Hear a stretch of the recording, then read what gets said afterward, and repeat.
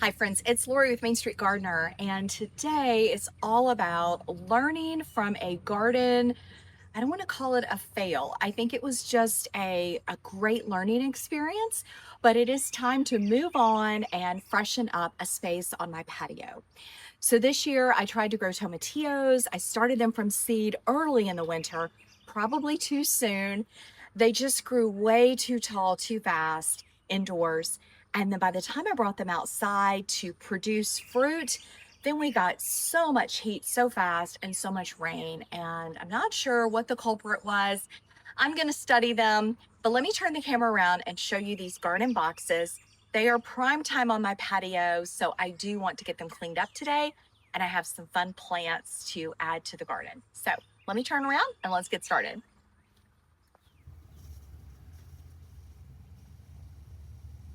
Okay, you guys, so these are the garden boxes right off my patio.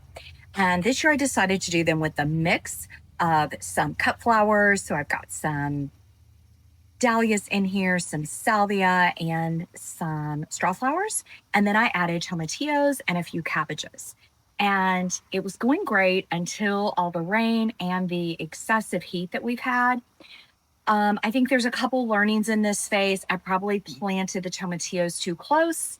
Um, I also started them too early indoors, so they were just way too leggy. I should have pruned the suckers early, and I did not do that. So, unfortunately, the fruit that I got is just, they've been falling off, so they're all over the place. This one's not bad, so I could save that one and try it. But most of them have succumbed to, they just haven't ripened.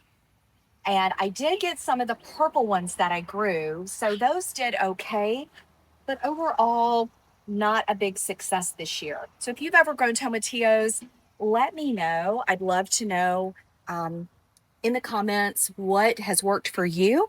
But what we're going to do today is just clean this space up, put in some annuals that are just going to get us through fall and make this space beautiful. So let's get at it.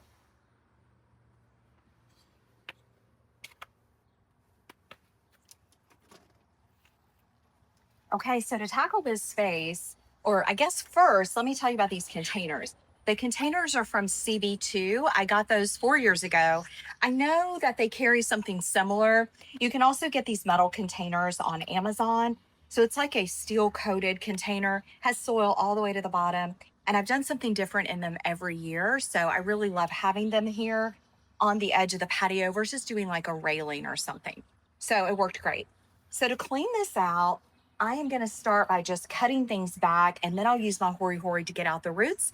Then I'm going to show you the gorgeous plants. So let's put this on fast forward. We're just going to get this job done.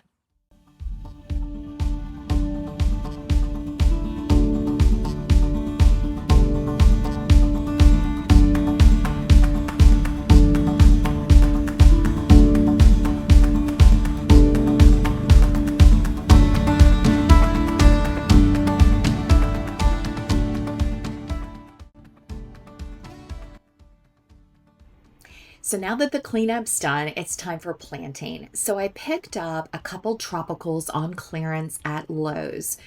So this is just a annual tropical plant in my climate. I could bring it indoors if I wanted to, but I just wanted to add some additional height, and these will just kind of blow in the wind and look beautiful. I've done this as centerpieces before and they work great. So I've got two of these from Lowe's. I think these are alocasias.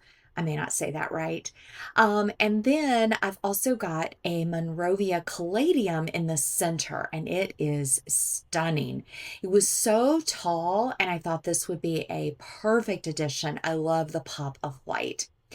Now, in the center or on the bottom of the area, I picked up some zinnias.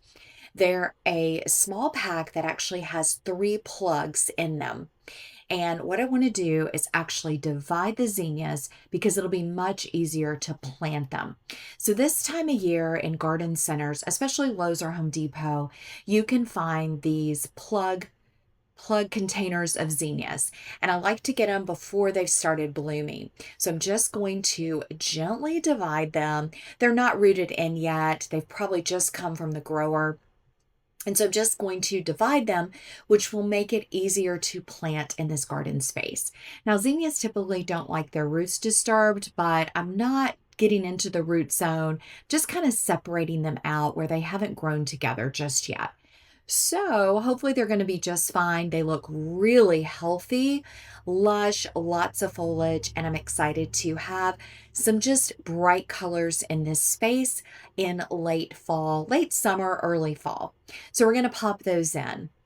Now, I also picked up some coleus. They had a 6 pack of these small coleus. This is the pink and green, and it didn't have a name on it, just a generic coleus, but I just thought that pop of color coming out from underneath would be really beautiful and just a pop that would last through fall. Now, I do have some dahlias in here. I have some straw flowers. I also have a pepper. I'm going to leave all those things. This is just going to be a big, beautiful mix, and we'll see how it goes. So now, of course, it's time for some cleanup. This area needed a good kind of power wash. I don't know why it's gotten so dirty through this season. All right, everybody, from tomatillo disaster to hopefully a stunning bed in just a couple weeks. I'm really excited to see how this all comes together. So this is a really tight space to video in, so I hope that this reflects the garden transformation that we did today. So let me give you the bigger view. This is at the corner of my patio, and it is a little tight. I do have a lot in the space, but I wanted the rest of my patio to be a little more opened up. And because we have this huge umbrella that we have to have, I would love to build a pergola here. I just fill it with containers. So the container back here, I think the last 2 years, I did it in kind of whites and greens. And I really loved it because it was just kind of faded into the background. So I think that is what I will probably do next year. I enjoyed trying the veggies and the plants, but I don't think it was my favorite thing. So I'm glad that we've redone this. I did leave the cabbages. I've got some lemon coral sedum along the edge. I do have a pepper that we need to take off. It is surviving, even though it was hidden. We have the straw flowers that I grew from seed. I have some seed dahlias. And then we added these gorgeous tropicals and the caladiums, which I think will just give a big spot of white. They are going to love being in the ground and fertilized. And then the little zinnias, I think, will pop up, the coleus, just a bunch of pretty things, and just really hoping that I know it's going to all take off and it'll just be a beautiful backdrop here in the garden. The other thing that I'm going to think about for the future is on the other side, I have little limelights. And in the summer, they are so beautiful now that they've grown from the patio. So next year, I may even consider just doing some low plants because then you'll see the beauty of the limelights. So let me know what you think. I think that's a really good idea. These have been so small in prior years that it didn't work.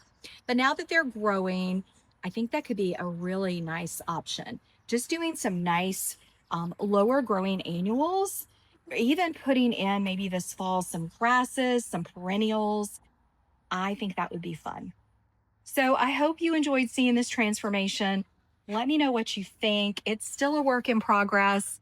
It will get there. And I'm excited to see what it looks like at the end of the season.